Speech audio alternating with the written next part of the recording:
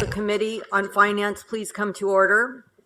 There are 4 requests for public comment. Each speaker will have 3 minutes to address the board. Leland Wessel, Charles Toombs, Tessie Reese, and Martin Brenner will be speaking today.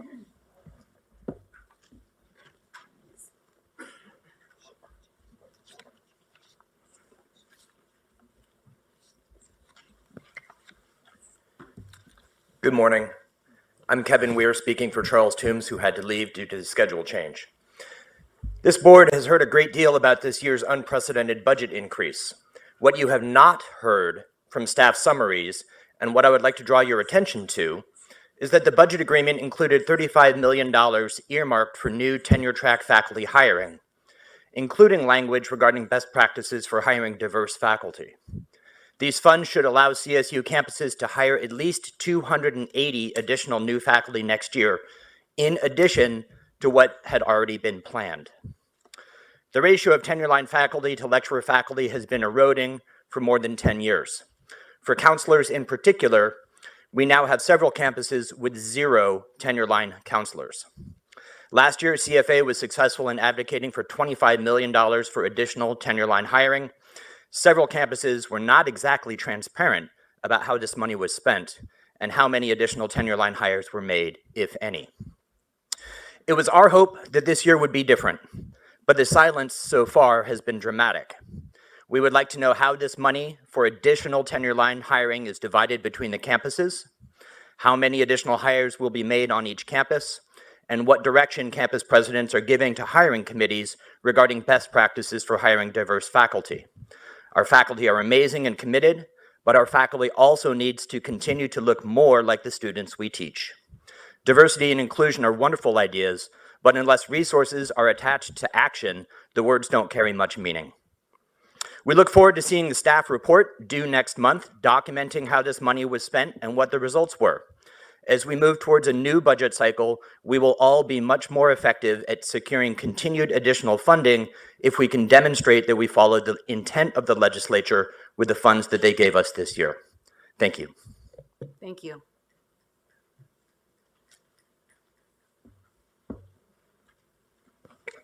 Good morning, Tessie Reese for Unit 2 CSUAU from San Diego State.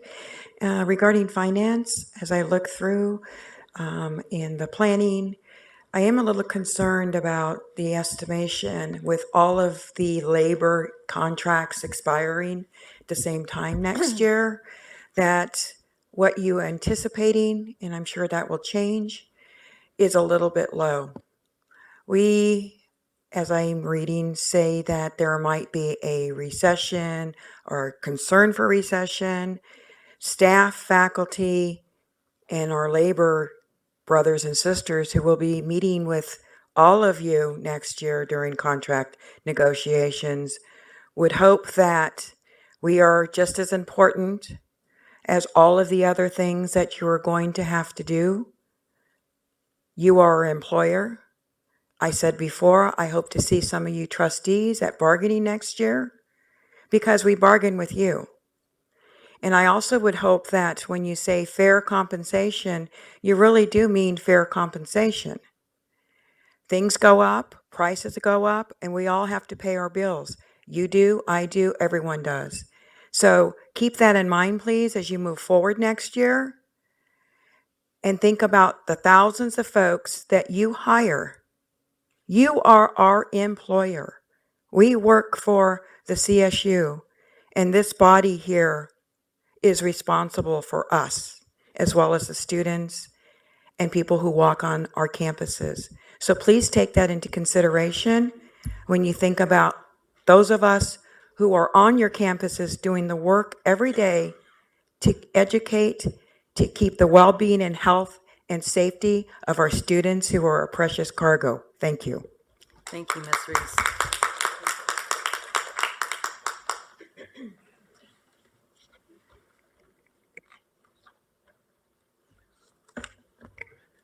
Good morning. Hi, I am Leland Wessel, physician at Student Health Services at SDSU for 26 years and the Unit 1 representative for SDSU. I come to you this morning speaking to this committee with an issue that on first blush may appear not to be related to finance, but however, the response that we received from SDSU is all about money. At the last Board of Trustees meeting, I spoke to you about a physician at our campus who had a Title IX complaint lodged against him. The complaint was eventually found to have no merit, but in the meantime, he had been forced to use over 300 hours of his sick leave and nearly $10,000 of his personal money for legal representation in the matter. I am happy to report that there has been some progress in rectifying the situation. Here is a letter from Heather Benedelli, the Director of Employee Relations and Compliance at SDSU, to the physician and to the UAPD, and I have a copy here. And it states in it that his sick leave, the 312 hours, will be restored, but there's a caveat, but on a non-precedental basis. So basically, they're telling us this is a one-off, this is expensive, and we're not going to do it again. Well, this is an unacceptable response. Medical and nursing personnel in Units 1 and 2, when such a complaint is levied against them, cannot be expected to continue to discharge their duties. We have to ask invasive questions of our students every day. We have to touch their bodies. It is inappropriate and unthinkable that when one has a Title IX complaint against her or him, that they would continue on merrily on their regular way. Like every other medical employer in San Diego County, SDSU is obligated to do what is practice for medical personnel, and that is administrative leave while such an issue is being investigated. Point number 2, legal fees. SDSU declines to reimburse for the legal fees because SDSU says that, in fact, the person about whom the complaint is registered has the option of bringing a union representative or legal counsel. And because SDSU says, and therefore legal counsel at CSU, yes, CSU, we understand that we can bring a union representative to the proceedings for support and advice is ridiculous. Absolutely unthinkable. And I'm speaking strongly because I have practiced for 26 years. I understand malpractice. I participate on quality assurance committees for HealthNet and United Healthcare, and I review these kinds of complaints all the time. What you're proposing is baseless, unthinkable. You need to provide legal representation for any medical person or nursing person who has a Title IX complaint lodged against them. Less than that is, again, unthinkable and far below the community standard. I implore you to please set a few dollars aside to address these issues. There aren't that many of these complaints. If you research it, there just aren't that many. But when they happen to one of us, it is life-changing, it is profound, it's stunting, it's demeaning to have a response like this from the director of our employee relations. We feel undercut, we feel betrayed, and yet we're supposed to go forward to do our best for our students. How can we do that knowing this? Please support us. Thank you. Thank you. Is Martin Brenner here? Good morning, trustees. There are some aspects of CSU budgeting and operations that should be delegated to campus and some that really should not. I propose that there are certain aspects of CSU services that are not optimally delivered with delegated budgeting and delegated authority. Safety and some aspects of security are prime examples of this. While no environment can be made completely safe or secure, our campuses and campus facilities' security levels should not be individually dictated by delegated budgets. Doing so invariably leads to areas with vastly divergent levels of safety that impacts students, employees, and the public. Two specific examples come to mind. On many campuses, a significant number of access points are still controlled by mid-century technology, a key like this here. While this may be very attractive decor, mid-20th century, for a vacation home in the Hamptons, it's not an appropriate way to secure your facilities. In addition, the lack of dynamic tracking and control that physical keys offer and the number of master keys that are unaccounted for in our system is unacceptable. In the 21st century, the proliferation of 3D scanning and duplication leads to the capability to duplicate and even create physical keys like this. The conversion from traditional keys to more contemporary facility access control is not only an economy of scale, which mandates a wider implementation vision and strategy, But since lacking a system-wide approach to access control creates a situation where populations of students and employees are put at significant risk because their delegated groups have not been able to or not elected to improve access to control to ensure their safety. In my department, we have had an increasing number of property losses due to a lack of an ability to secure our facilities. As bad as that situation is, what really worries us is the possibility that our lack of access control will impact our physical safety, opening the possibility of assault or worse. Another issue is environmental health and safety. This function needs to be funded and remediated centrally as well. A consistent level of safety, again, needs to be applied system-wide. Currently, local delegated budgets and considerations impact remediation, leading to inequities in the level of safety that impact our students, employees, and the public. Thank you very much. Thank you all for your comments. It is now time for the committee to consider today's consent agenda. Does any committee member wish to remove any item from the consent agenda for further discussion? Trustee Carney? Madam Chair, I don't wish to remove the minutes for the items from the consent agenda, but in response to this, to a couple of our speakers, do we not carry medical malpractice insurance? For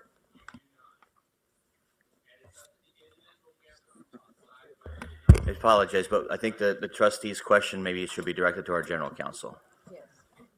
or HR?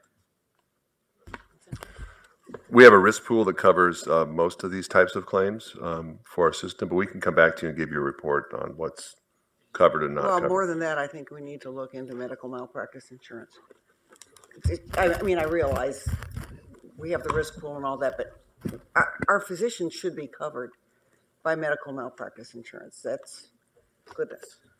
And And my second response to the speakers is this report that's coming out next month on how the 25 million was expended for tenured faculty. Could that be emailed to all the board members too, please? I think we need to pay attention to. that is our plan, yes. Great, thank you. May I have a motion to approve all the items listed on the consent agenda? So moved. Is there a second? All those in favor? Any opposed? Abstentions? The items listed on the consent agenda are approved. The committee has only one item on today's discussion agenda. Item 3 is an information item on planning for the 2020-2021 operating budget. The item will be presented by Steve Relia, Executive Vice Chancellor and Chief Financial Officer, and Ryan Storm, Assistant Vice Chancellor for Budget. Steve, will you please begin? Thank you, Chair Kimbell. The purpose of this item is to provide the board with a preliminary operating budget plan for the 2021 fiscal year and to solicit comments and feedback from the trustees. That input will be used to craft the final plan that will be presented as an action item at the November board meeting. As we consider our state budget planning for next year, we should keep in mind that our budget plan should include our highest priorities and levels of funding that will maximize impact on student success. I will now ask Ryan Storm to review our budget planning process and preliminary strategy for the 2020-21 operating budget. Ryan? Thank you, Steve. I will start with an overview of the state and university budget processes, along with an update on the current state budget and economic climate. I'll also walk you through key budget priorities that are critical to the university's past and future success. And to properly frame the discussion, it is important to review baseline information about the entire university budget and a subset of it, which is the operating budget. To top it off, I'll share a preliminary operating budget plan for the 2021 year for your consideration. So let's begin with the budget timeline. On the screen is a budget timeline that combines the CSU and state milestones into one overlapping display. Moving from left to right, we plan the budget request in September and finalize the details in November for the next fiscal year. On this timeline, those actions are depicted in purple. In green, the state process begins with the governor's proposed budget in January and ends with the governor and legislature finalizing the budget in June. All along, shown in red, the chancellor's office, campuses, and students must make a number of decisions that are impacted by budget decisions made by the trustees and the state. This process is an asynchronous one. Let's take enrollment management as an example. Campuses only learn in mid-July, less than 2 months before the start of the fall term, how much new funding they will receive to support a certain number of new students. However, campuses make admission decisions in the early winter and spring months, well before those final enrollment funding decisions are made. Another example of the asynchronous process is revenue planning. We have had several years of positive state funding increases, but what if we find out very late in the process that the state support is flat or perhaps down? Well, one option, the tuition option, poses a complicated asynchronous challenge. In most circumstances, we would have to follow the Working Family Student Fee Transparency and Accountability Act, which requires many notices, discussions, and actions that must occur many months before we learn of our final state funding levels. Consequently, to keep this option open for any unforeseen event, we must provide a written proposal to the Student Association every fall, many months before the start of the new fiscal year. Therefore, as a regular component of the annual budget development process, we will prepare a proposal again this fall. Now a little on what to expect for future state budgets and the economy. State revenues grew by 6% over the past 3 years. By comparison, state budget revenues are anticipated to grow by 2% per year over the next 3 years.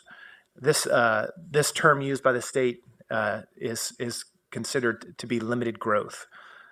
So far this summer and early fall, the news has been mixed. State revenues have exceeded expectations slightly, but national economic indicators are a mixed bag. Under these assumptions, the outlook could still mean continued investment in higher education by the state. But a word of warning, the economy's 10 years of growth has made California the 5th largest economy in the world, but 10 years of growth is longer than historical averages. A sudden unexpected downturn within the next 3 years would have a negative impact on the state general fund and ability for the state to continue to invest in the CSU. So at this point in the presentation, we would like to turn now to specifics about the CSU budget. I'll begin with some basic information about our total budget, then a subset of it, the operating budget, and also a bit on reserves. So this pie chart is a high-level depiction of the CSU's total budget of $10.3 billion. This information was pulled from CSU's Financial Transparency Portal website. So the blue section represents enterprise activities of the university, such as student housing, professional and continuing education, and student centers. Capital and debt service, as well as donations for designated purposes, are included here as well. As you can see, about 1/3 of our total budget is used for specific purposes as directed by law. In other words, we cannot use designated funds for operating budget purposes. So the large green section represents the operating budget, which supports the core functions of the university, such as classroom instruction, student services, campus operations, and state university grants. The next 2 slides will drill down further into the details of the operating fund. We're doing this because our annual operating budget request of the state only affects the operating fund. So we bid farewell to our enterprise activities here, such as student housing and debt service. So again, the operating budget represents the core functions of the university, such as classroom instruction and student services. The operating budget has 3 primary funding sources: tuition revenue at 37%, state general fund at 53%, and 10% from campus-based fees and other sources. This pie chart shows the operating budget displayed by high-level expense category. Salaries and benefits, shown in blue and orange, make up about 75% of the total operating budget. Financial aid, shown in yellow, makes up 11% and represents the State University Grant Program. The remaining 14% is made up of a variety of expenses such as instructional equipment, supplies, contracts, utilities, and any other non-personnel expenditure of the university. The total operating budget is $6.9 billion. This is the base from which we would build the operating budget request that will prepare for final action in November. And lastly, for background purposes, is the latest information on operating fund reserves. On June 30, 2019, reserves in the operating fund totaled $1.7 billion and were designated for three primary purposes: short-term obligations, capital, and operations. Reserve balances by category are displayed in the solid portion of each bar. The need depicts the gap between current balances and more appropriate balances. Now, a review of our budget priorities is important today because they are the building blocks for our eventual budget request to the state. Significant investments over a multi-year period could help us achieve important institutional and statewide priorities. As an example, we are making significant progress on our Graduation Initiative 2025 goals. When we keep the momentum going by fully funding the final 3 years of the initiative, it's conceivable that we'll double our 4-year graduation rate, meet other institutional goals, help thousands more students achieve their academic goals, and close equity gaps. To fulfill our portion of the statewide degree gap, our funded enrollment growth requests need to be between 3 and 5% per year for several years. That would add a total of 98,000 more students, and by 2030, that would mean 480,000 more Californians with CSU degrees. We will have done our part in laying a strong foundation for California's future economy, as well as a well-educated citizenry. To effectively educate all of those students, we must significantly address our deferred maintenance backlog, while at the same time build new academic facilities that will serve a larger student population. And as you saw in an earlier slide, 3/4 of our operating budget consists of salaries and benefits. For salaries to keep pace with inflation and to cover related healthcare and pension cost increases, it would require many tens of millions of dollars more per year to cover those foundational investments. And lastly, for this slide, the CSU excels when conditions are sustainable and predictable. So at the appropriate time, we will begin discussions with the governor and legislators with the hope of developing a multi-year agreement or plan that will provide students, faculty, staff, and campus leaders with greater fiscal certainty. It is now time to focus on the budget plan for next year.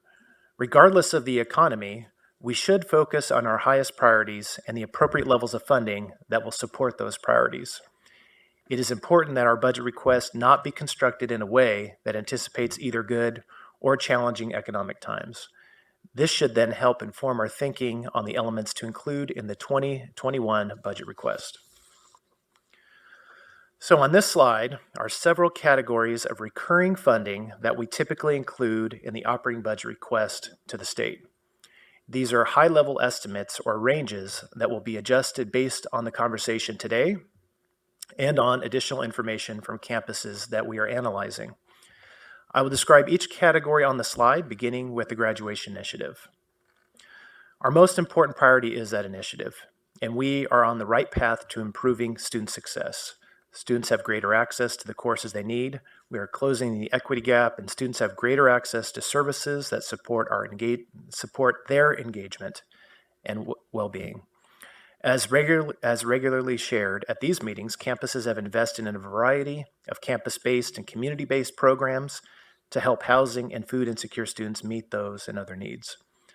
The causes are threefold: leadership on each campus, the growing base of graduation initiative funding, and special state investments. In order for us to continue to meet our targets and student needs, we strongly recommend an incremental recurring investment of at least $75 million in Graduation Initiative 2025. This would fund the 4th year of a 6-year, $450 million investment plan in support of the initiative. Additionally, you may recall that the state did not fully fund the 3rd year of the initiative with recurring funding. Instead, $30 million of one-time funding was provided in the current year.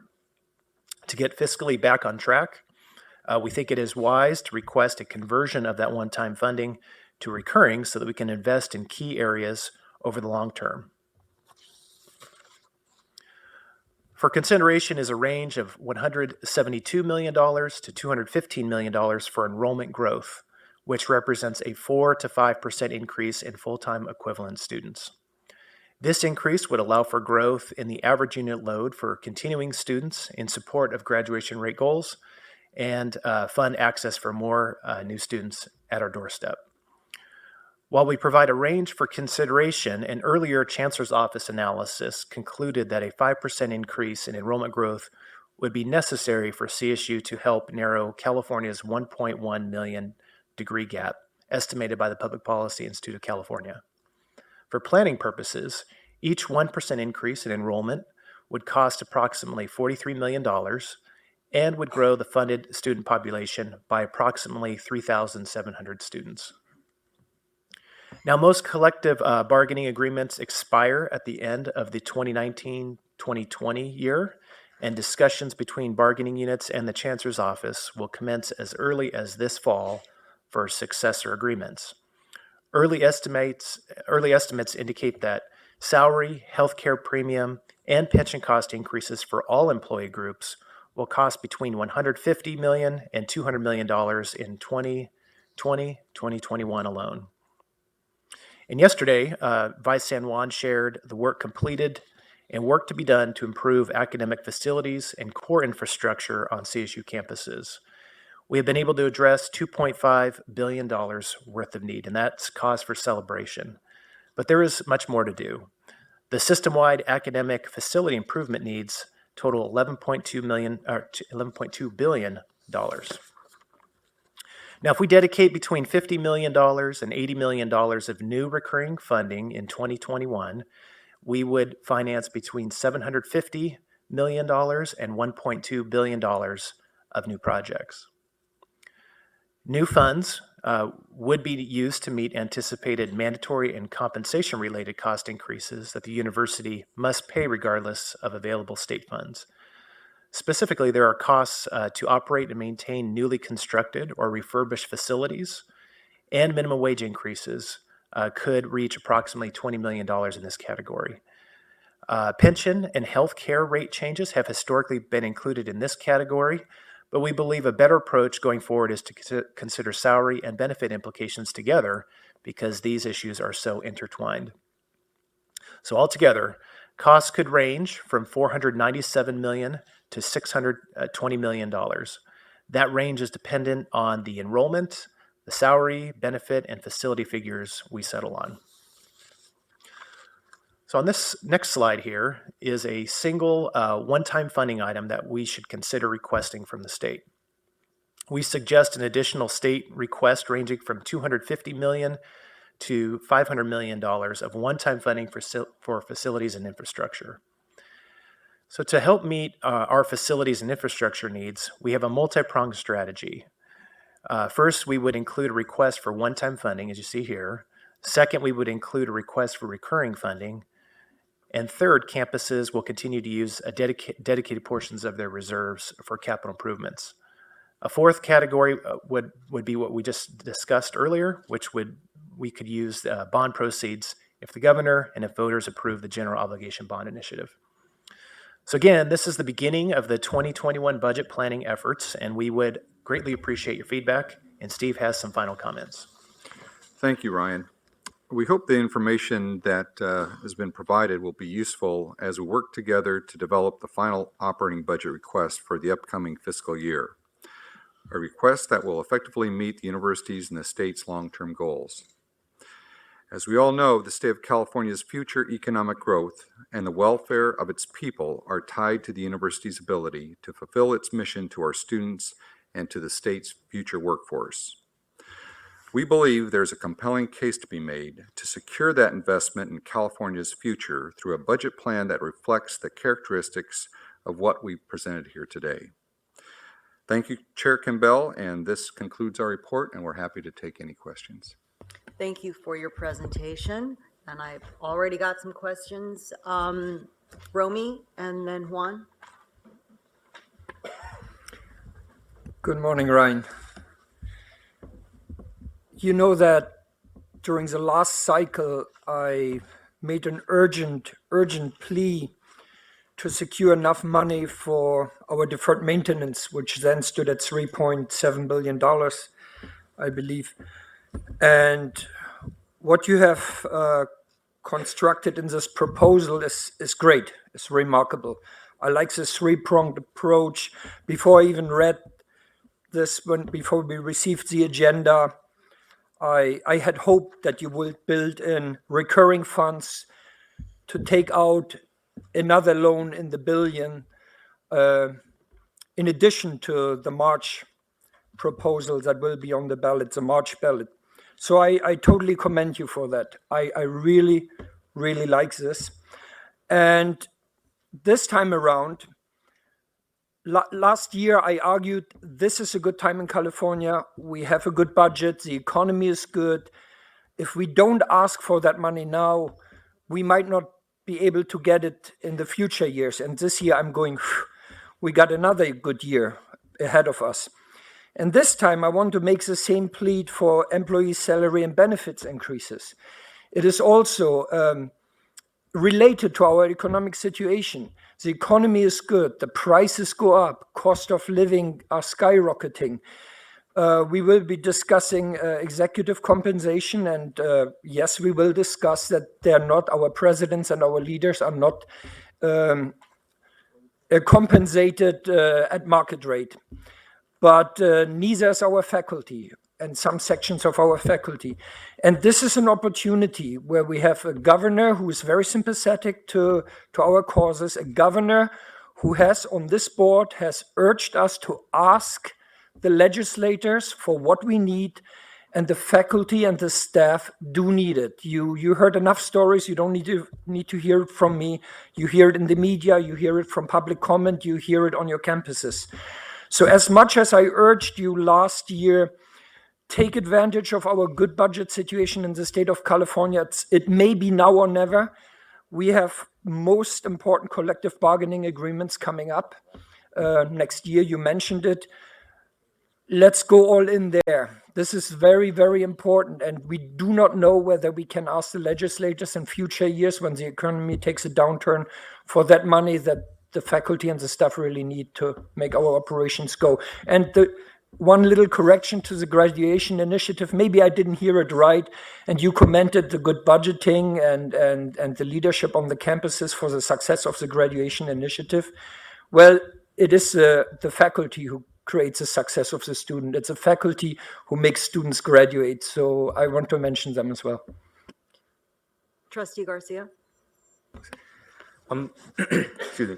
So in our request this year, I would really like to see ongoing funds for basic needs. If I remember from last year, we requested one-time funds, and one of the major reasons we did that was, if I remember correctly, was strategy. Right? We said we were more likely to receive those funds if we asked for one-time funds rather than ongoing funds. And while I can't argue that it wasn't good strategy because we did receive them, I can't help but think that we might have limited ourselves in a sense, because I think, and I may be wrong, but I'm pretty sure UC did receive ongoing funds for basic needs, whether or not they asked for them. So I think it was a missed opportunity last year, because I think we can all agree that we can do infinitely more things with recurring funding than with one-time funds. And I mean, one thing that comes to mind just as an example is we could hire more counselors for our students, because I mean, I guess it would be irresponsible to hire more personnel on using one-time funds. So that's something that I would, even though I appreciate the one-time funding we received last year, I would really encourage the board to move for ongoing funds this year. Trustee McGrory? No, I had the same question that Trustee Garcia had, which is the $15 million for basic insecurity, student insecurity needs. It seems to me we ought to include that as a line item on a recurring basis, because it's something I think that gets a lot of political support, and it's something that's very necessary inside the system. So I would recommend including another line item for $15 million. Trustee McGrory and Trustee Garcia, thank you very much. As part of the budget request, what we've done is included a bit more in the graduation initiative because right now, and Dr. Blanchard may add some thoughts on this, but right now we really see basic needs for students as being a very integral and very important critical part of the graduation initiative. So you'll notice in Ryan's discussion, in addition to the 75, he's also asking for another 30 million that would be recurring, and that this include basic needs funding as well. So I guess this is kind of a important strategic question, isn't it? That what is the better way of incorporating basic needs? We all agree that it should be part of our budget and that we do need to make that investment. But the best, we need to think, I think, about how to package that to be successful. Lauren, do you want to The add? only piece that I'll add is that we should remain mindful of the fact that basic needs is actually a part of the existing $75 million allocation that we've been fortunate enough to award to the campuses. It's under the umbrella of student engagement and well-being. The last time that we looked at the allocation of funds that the campuses have been expending under that category, it was about $7 million that went directly toward their basic needs efforts. So I just want to make it clear that we already have a place within the graduation initiative structure to accommodate the needs of students. Also, I want to make it clear that there has been a growing focus on not only looking at direct basic needs of students, but partnerships that we form with local and state agencies to help us with the delivery of services, such as mental health in particular, understanding clearly that it is almost nearly impossible for the campuses singularly with the funding that we have allocated to us, to be the additional funding we have allocated to us, to really handle and address all of the very basic needs of our students. So while we do hold responsibility, obviously, in looking very carefully at food needs and housing needs, as well as mental health needs, we know that the only way that we can be ultimately successful is if we partner with county and state agencies. I guess the question is, if you have $7 million inside the graduation initiative for these basic needs, how are we spending the additional $15 million that we got approved for this year? Largely in the three categories that I just mentioned to you, to address food insecurities, housing insecurities, as well as mental health services for our students. So inside the budget request, then there would be a total of $22 million for going forward next year? That's not what I'm suggesting. I'm suggesting to I'm just trying to do the math here. Yeah, well, I'm suggesting to the board to understand the fact that outside of that $15 million allocation that in one-time funds that we received last year, we have been averaging about $7 million of the recurring $75 million that campuses are using to address the basic needs of students.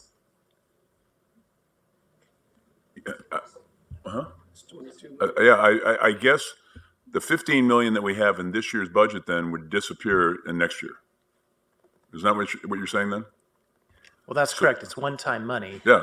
Yes. So what I'm suggesting is we add a line item of $15 million on a recurring basis for basic student insecurity needs. Trustee Rory, that's a good suggestion, and we'll, rather than debating it here, when we come back with a real budget, we'll take your advice and that of Trustee Garcia and others. So thanks. All right. Trustees Taylor and Abrego. Good morning. I also would endorse Trustee Garcia and Trustee McGrory's suggestion. Two questions. One, we saw yesterday a presentation on EOP. And again, I'm assuming EOP students aren't exactly our academic superstars when they come in, the 4.0s, the SAT scores off the charts, but rather the student who's more, shall we say, hasn't traditionally thrived in traditional academic settings, who might be more at risk for completing graduation. But we have a program that works really well. from the looks of it, at helping those students get across the finish line. And since that population is critical for us to reach our GI 2025 objectives, why can't we ask for more money for EOP? That's my first question. I'll start, and this is kind of similar to what we were just talking about with basic needs.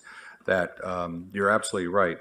And I know Dr. Blanchard's team has looked at what EOP strategies have been effective and what have worked well, and how can we include those in the graduation initiative. And the campuses are doing this as well. So our thought is to incorporate that as part of the graduation initiative, as opposed to having, a separate line item for EOP. But I will ask Dr. Blanchard to expand on that. So my colleague Steve Rillier is absolutely correct in that as we talked about the EOP program yesterday, we drew parallels between the strategies that are really working effectively with the EOP students that we have scaled up, and the campuses are using those dollars to help with areas like advising, with summer programming, that incorporates the EOP students as well as other students that come in with similar needs. In addition to that, we know clearly that we have evidence that some of our campuses are using the $75 million allocation directly to help to underwrite some of the costs of the EOP students as well. So I just want to make it clear that it's not like it's not happening. It is already happening. I guess, I see 32,000 students roughly, I think was the number in the deck, taking advantage of those great wraparound services that help them succeed. I'd love to see that 32,000 grow. Second item, I know I ask this every year, but I guess I need to still be convinced. How is it we can continue to grow enrollment without impacting quality?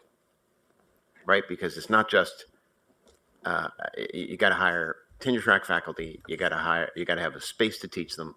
You don't want average class size to expand. Help me understand how continuing to add more and more and more students won't somehow water down what we do. I think how you can do both, which is your graduation initiative as well as enrollment growth, is you can do that by properly funding enrollment growth to begin with. So part of our request that we give the state every year is the estimated marginal cost to educate an additional student. What that money does is it technically will pay for faculty and staff and all of the support services that each of those new students will need. So it's a fully baked number. It's not just, it's a fully hey, we can baked add number. 3 people to that English class. Right. The marginal cost It's a isn't fully so baked, high. right. But, it's a full range of services and staff that are required to accommodate, 18,000 more students? That's a lot of students. That's almost an entire new campus. And it's a big price tag too. But the point is to say is that you would not be going in requesting additional funded enrollment growth and in a way shortchanging their education by not providing enough funding. You can't make it up on volume. Right, well, what I'm saying is that we're building into this budget request the appropriate amount of funding to educate those students. And you could do both the initiative as well as the enrollment growth. Now, if there's some shortchanging on both sides, then you have an issue, right? Yeah. But if you fully fund each element to the extent that you want to fully fund that, then that works out fine. Okay. I think we have to keep a real close eye on it.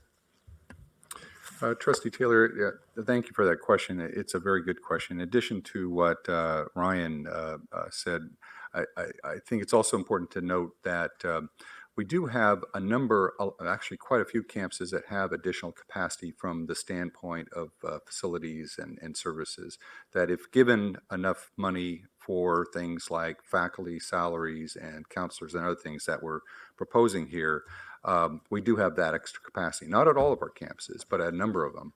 And right now, to the extent that we have the funding, we're now with this new redirection program, redirecting to those campuses that have that capacity. So we feel that if given the appropriate funding, we can add students and not in any way degrade the quality of the education. One other thing to note, and I think Ryan may have touched on this in his comments, is looking at the next decade and where we're falling short in getting access to students who have who've done everything we've asked them to do in terms of grades and test scores and coursework. we're really going to need to both be fairly aggressive on enrollment growth and at the same time hit our marks on the graduation initiative. That one or the other by themselves doesn't get us to what the PPIC is saying we need to do. Growing enrollment in that 4 to 5% range each year for the next few years, and being successful with the graduation initiative and getting to completion faster will get us there, but either by itself will not get us there. So, you opened up a bit of a can of worms when you talked about campuses with capacity. We have to be careful as that capacity in high demand majors, and importantly in fields that employers want to actually offer people jobs when they graduate. Right. So, if there's capacity for classics majors, but there's not a big demand for classic majors, I'm not sure we're doing anybody any favors. Right. So let's be real clear that if we're going to have capacity, it's in areas where people can actually come, get educated, and get jobs. Yeah. Be careful, Peter. Yeah, I specifically said that on purpose. And some of the board, for those of you who are visiting our campuses, what you'll hear from the presidents, all of our presidents, is how much they do pay attention to the regional workforce demands and are talking to business leaders and business owners about not only what kind of jobs are in where there's great demand for our graduates in jobs today, but in tomorrow's jobs. And I think there's as you heard from President Neufeld about the engineering program at San Marcos and the partnership with Viasat. I mean, these types of things are happening throughout the CSU, where companies are talking to our universities and our presidents about what the needs are going forward, and we're ensuring that we're meeting those workforce needs as well. And for the record, I got nothing against classics. Just, I read Plato and Socrates, really.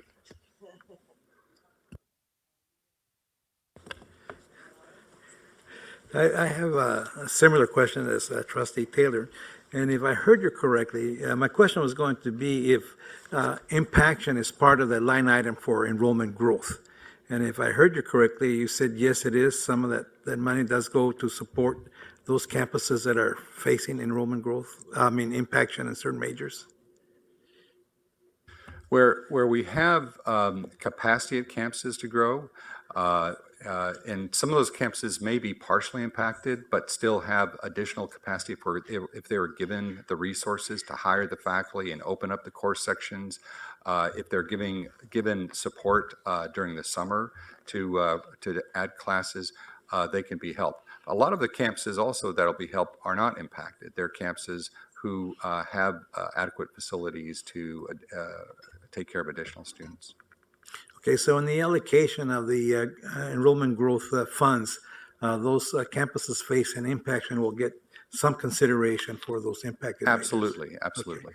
Okay. A second question, and I support Trustee Taylor's comments on the AOP.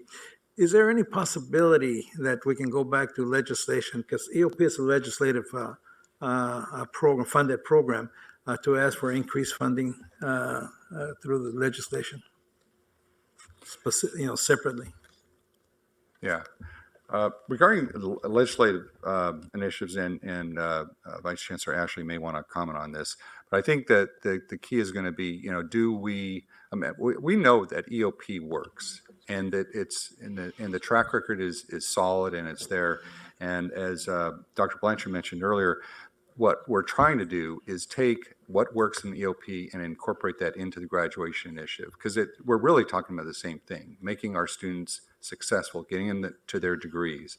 And so the question is going to be, do you really go after a separate line item on EOP, or do you try to be successful with graduation initiative and take all those things that EOP that works and add to the graduation initiative? And I think that's the approach that we're taking here. I don't know if Dr. Blanchard may want to add to that, but I think that's what he said. Just to give you an example, part of EOP funding includes the EOP grant, which has not been augmented for the last 20, 25, 30 years, I guess. It's due for an increase.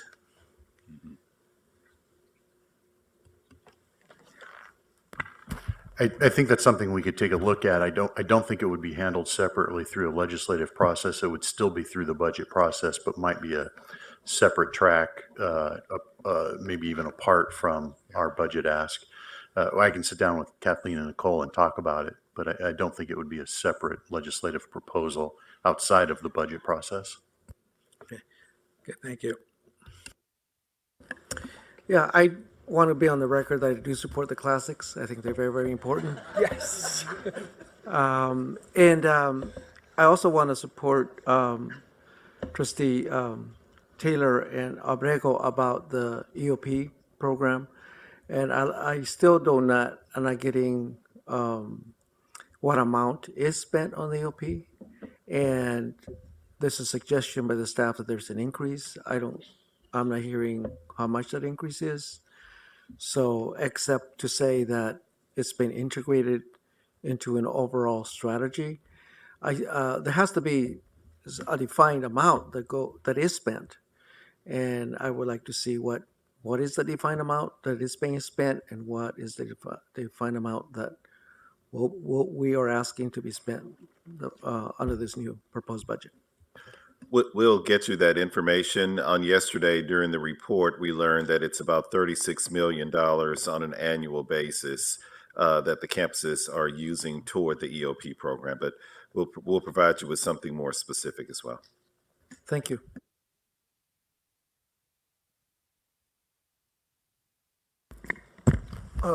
So I just want to, maybe I'm looking at apples and oranges here, but we've always been told that there's always, or at least since I've been on the board, that we're turning away through 25 to 30,000 otherwise qualified students each year because we don't have the capacity. So if we got this fully funded, we would be able to increase enrollment by 18,000 this coming year. Is that right? If that is what the board decides to do, which is to request 5%, yeah. Would that 18 come off of that 25 that's the backlog, leaving 7,000 knocking on the door? So when you look at the number, I know that since I've been here, it's been about 35,000. This year, that number was down to 28,000 students that were fully eligible, meaning that they met all the A through G requirements, but they were denied eligibility at a number of our different campuses because of space issues. And so with that, we know that that reduction from 35,000 to 28,000 includes the fact that the work that's been ongoing with graduation initiative is working to the point where it's producing more seats on the front end, which is good news for the CSU. But also be mindful that even with that 28,000, about half of those students really only want one of our select universities. And that even if they were able to be redirected to one of the others, which we have done that this year, they did not opt to go to any other university besides that one. And then when you start looking at the remaining students, a number of them, obviously this year, all of them got redirected to one of our other CSU. There were 10 campuses that helped us in terms of being eligible to receive redirected students. Of that number, thus far, and this isn't the actual census count because the census data isn't complete until mid-October, but if we were to judge it based on deposits and students who participated in orientation, et cetera, it's about 1,000 of those students that accepted our redirection invitation. And so with that, the bottom line is that we're clear about the fact that we're doing everything possible to make sure that we can accommodate every single student who seeks entry into the CSU. The reality is that even with those approximate 1,000 students, we'll tell you the exact number in October, those students are coming to us unfunded. And so it really becomes important, not only for those 1,000, but as you've just indicated, for other students who want entry into the CSU, even into those select universities, this enrollment funding at the 5% level or 3 to 5% level will open opportunities for more seats. So that's kind of the apples and oranges that I was talking about that I'm trying to get my head around. It's complicated, but I guess what I'm asking is, do we still have the demand a couple of years from now? If we're successful on graduation initiative, opening up these seats, and being able to accommodate with more space, more faculty, the demand for this stuff. Do you think 2, 3, 4 years from now, we're still going to be needing to increase the capability? What I can say is that we're making good progress. I don't have the crystal ball to say that 4 or 5 years from now that we will have satisfied all of our demand issues. If you look at the numbers in terms of the increasing number of students that are completing A through G requirements, when you project it out, when you also look at the growing number of ADTs, students that are seeking entry into the CSU, that demand is going to continue to grow. Those numbers are going to grow. And so the increased funding, as you just heard Ryan mention, will help us to get closer to the mark by the year 2030 of being able to accommodate about 481,000 students. Now, what that number might look like in terms of the actual demand at that point is hard to predict, but bottom line is that we know that the additional enrollment funding coupled with the graduation initiative funding really is making a difference. So when we all talk to people outside this room and make the case that there's all these people who we're not letting in because we don't have the financing for the capacity. Saying 25,000, I mean, some of those obviously then a significant portion could have been let in, but choose not to come because they're place bound. Is that kind of the story? So it's not so simple to say 25,000, 28,000 just can't get in. This is, when we say that, it sounds like we've got all these people who we say no to. The reality is that if right now we've got more demand than we have seats, but that's changing over time. And then we also have to factor in the new redirection policy that we've got in place that's creating more opportunities for our students. But you're right in terms of, you just heard me say the number. We had about 28,000 students total that were capable of being redirected, and 1,000 of those students selected us. So bottom line is that we know that there's a combination of factors there, including geography. Thank you. And I will add is that when we do redirect students, we also move money that we gain from this last budget. We move money to the campuses to educate those students. So it's not an unfunded situation where we're shipping students to all these different campuses and there's no money to support them. We do use the funding that we get from the state of California to support them. If I may, I think Trustee Fagan and Lauren and Ryan, you're right, spot on asking the question, and the answers are exactly right. I think implicit in your question, though, Doug, was, are we asking for too much in this budget ask? And never asked for too much. Okay, just wanted to be clear about that. As we look at, the further you look out on the horizon, the less clarity one can have in this business. But when we look at the next handful of years, while the number of high school graduates in California may be starting to slow a little bit, the percentage of students within that group that are A to G qualified is growing. Coupled with the fact that the community colleges the chancellor has made a commitment to increase the number of students who have the associate degree for transfer by some 35% over these next handful of years as well. We feel that continuing to grow capacity is important to try and serve California in these next handful of years with some degree of confidence, and hence the ask for growth. It's important to recognize, and I think it was implicit in or explicit in the answers, but I want to emphasize that these dollars then provide the faculty and the courses and the academic support, so we don't dilute the equality quotient. I think of all the variables you have of price, number of students, and quality, the one you never want to go down on is quality. So thanks for the question.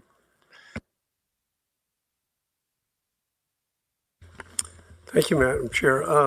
Just a quick request. For those of us on the board that are fairly new with regard to the graduation initiative components, we don't really know, I don't think we have the detail to understand all the components of the Graduation Initiative 2025. So as you start talking about what's included under the umbrella and not included under the umbrella, at some point, can we receive some kind of a breakdown that tells us what's actually in that overall umbrella initiative so that we can better understand these discussions? We'll be happy to do that. We'll explain each of the 6 pillars and what's found underneath those pillars for funding purposes. Okay, great. That would be helpful. So of the 27,000 that we said applied and were eligible that we turned down, or that we attempted to redirect, 1,000 accepted. The 27,000 that didn't accept, do we go back and analyze which campuses they applied to and their choice of where they wanted to go? And do we have a plan as to how we might address where students want to be versus where we redirect them to be, and how we might be able to accommodate that larger number in the future? So this was, first of all, I should say you're looking into our crystal ball. Thank you for the question. Well, you asked me to ask that question, so I just... And I paid you well, right? Yeah. The reality is that this is year 1 of this level of redirection. And so we're asking ourselves a lot of questions, and we're researching this very clearly to help to answer a lot of different questions that will be helpful to us in learning better about whether or not this redirection policy is having the desired effect. And so I assure you that within, we'll have some information for this year, but as we continue to do it, we'll be able to answer a lot of the questions that you've raised. All right. Thank you for that presentation and the answers. I just wanted to thank Vice Chancellor Relier for reminding us about the powerful connection between the graduation initiative and enrollment management. I also wanted to say I go on record as supporting the classics, and I cannot resist mentioning a New York Times op-ed piece that came out a few days ago, saying the title was "Engineers Sprint Ahead, but Don't Underestimate the Poets." And I just wanted to quote this portion. "The advantage for STEM majors fade steadily after their first jobs, and by age 40, the earnings of people who majored in fields like social science or history have caught up." So just throwing that out there. I'm for STEM as well. Thank you. Okay, Cy, you have another question? Just a quick question and a follow-up to Larry's question. If we can include data from those individuals that apply and we don't admit because they're out of region, I think that's important for us to know, because I'm not a big fan of this in-region, out-of-region admission criteria that we use. So I wonder how many students are being turned away because they don't live within the community service of the campus. We'll be able to provide more information to you that on that question as well. I do want to, my staff are blowing up my cell phone right now because they're making it very clear that I restate again that student count of 1,000 that have accepted redirection, that's a preliminary number. It's not confirmed yet, and by October, mid-October is when we'll have the census data, and I promise you we'll come back with the actual confirmed number.